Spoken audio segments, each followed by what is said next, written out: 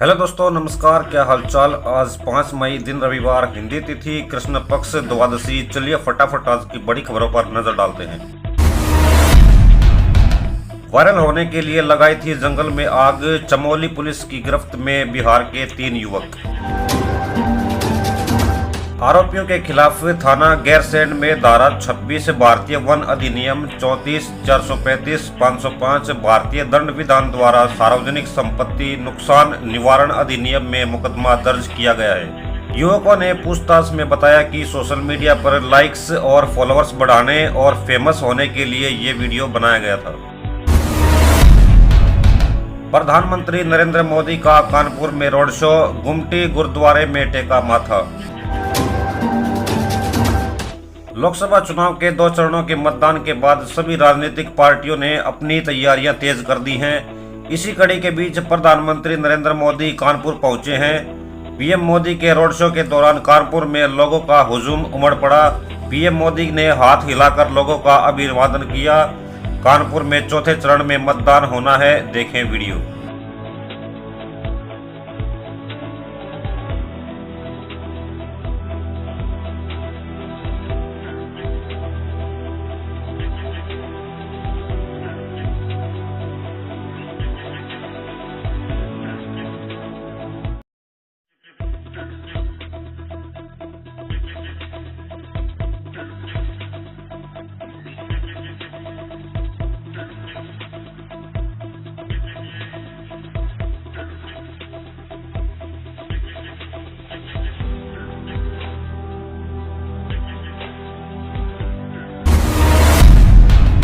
शहजादा versus शहंशाह पर सियासत तेज, BJP Congress आमने सामने।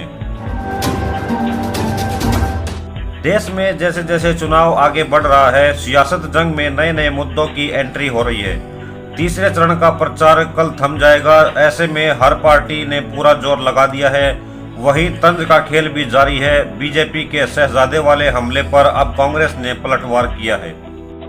शहजादे दिल्ली में है, वैसे ही एक शहजादे पटना में भी है। एक शहजादे ने बचपन से पूरे देश को और दूसरे शहजादे ने पूरे बिहार को अपनी जागीर समझा है। तरफ आपके शहंशाह नरेंद्र मोदी जी महलों में रहते हैं। आपने कभी टीवी पे उनका चेहरा देखा है? एकदम साफ सुथरा सफेद कुर्ता, एक दाग नहीं है धूल का,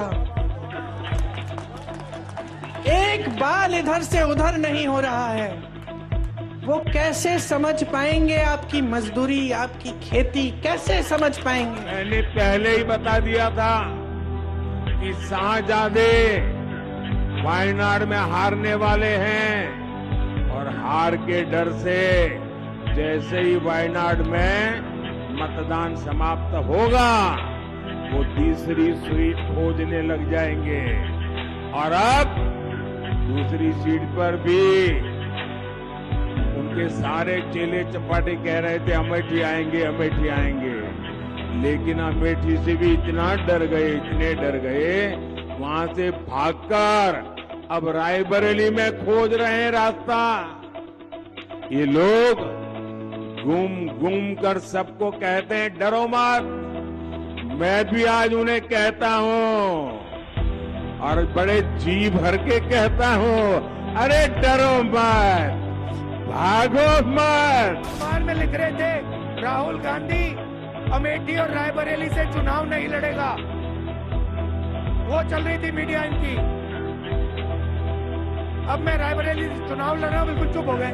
वो मजाक बना रखा है राजनीति। गुजरात से क्यों चुनाव नहीं लड़ रहे हैं? इतनी दूर जाकर वाराणसी में क्यों लड़ रहे हैं? क्योंकि कट चुके हैं आपसे। आपसे जो फायदा निकलना था बहनों और भाइयों, निकाल लिया। आपने सत्ता दी, मुख्यमंत्री बनाया, कई बार बनाया, यहाँ उनको सत्ता मिली, नाम मिला, आपके समर्थन से उनको सम्मान मिला, यहाँ से चले गए प्रधानमंत्री बनने, आपको भूल चुके हैं और आपसे कट चुके हैं। आईएसआई को खुफिया जानकारी देने वाला एजेंट दबोचा, यूपी एटीएस को मिली बड़ी सफलता। साल 2023 में आईएसआई से जुड़े 3 गिरफ्तार लोगों से पूछताछ हुई तो जिया उल हक का नाम सामने आया। जिया उल हक पाकिस्तान के हैंडलर के सीधा संपर्क में था। सामने आया है कि आरोपी नेपाल के नंबर से व्हाट्सएप अकाउंट चलाता था।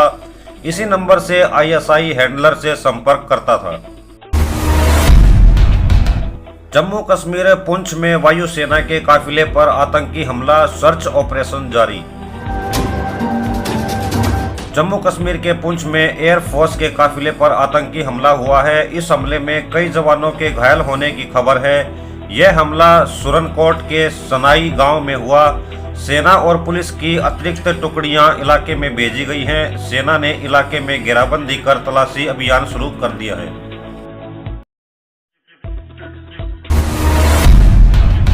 चुनाव आयोग की अनूठी पहल, तीसरे फेज का चुनाव देखने भारत आए 23 देशों के 75 प्रतिनिधि।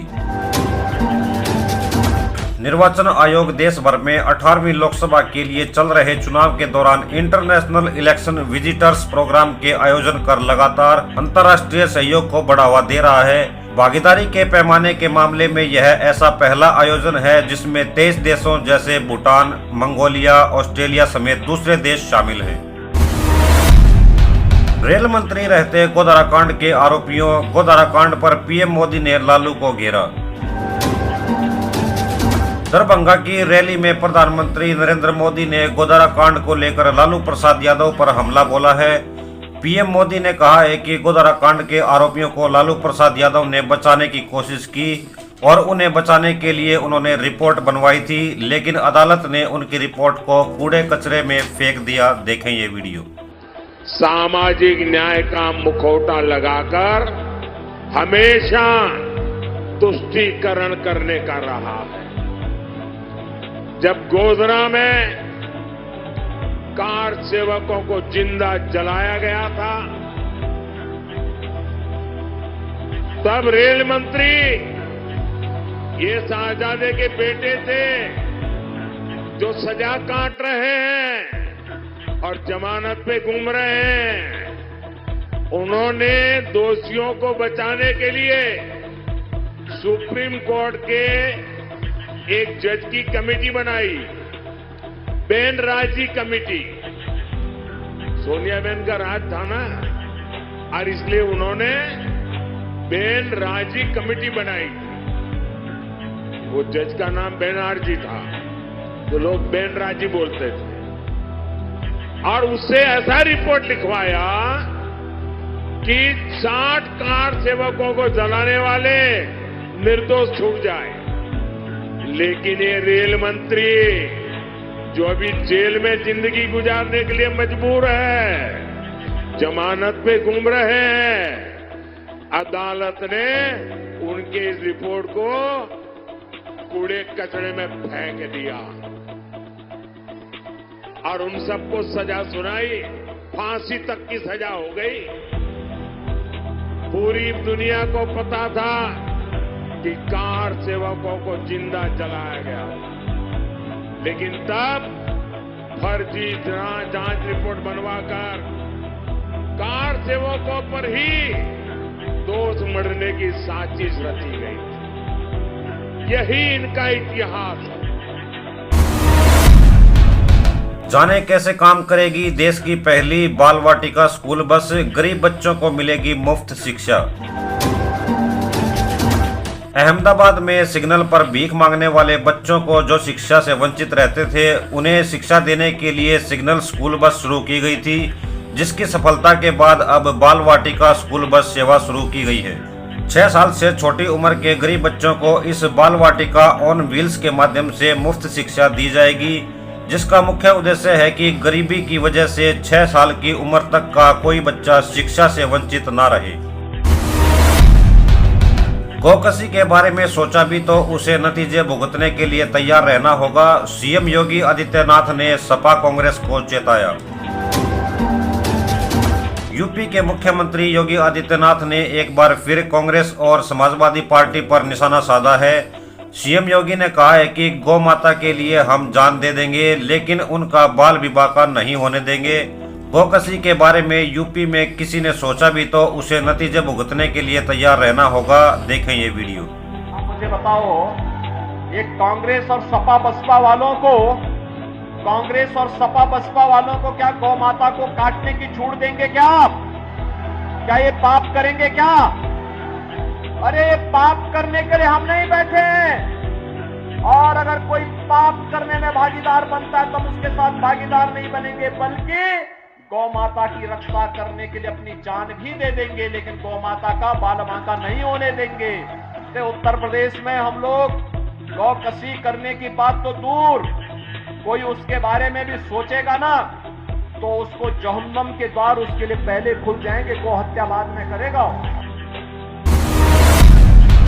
दिल्ली के स्कूलों को बम से उड़ाने की धमकी के बाद सीपी में मिला संदिग्ध बैग, मचा हड़कंप।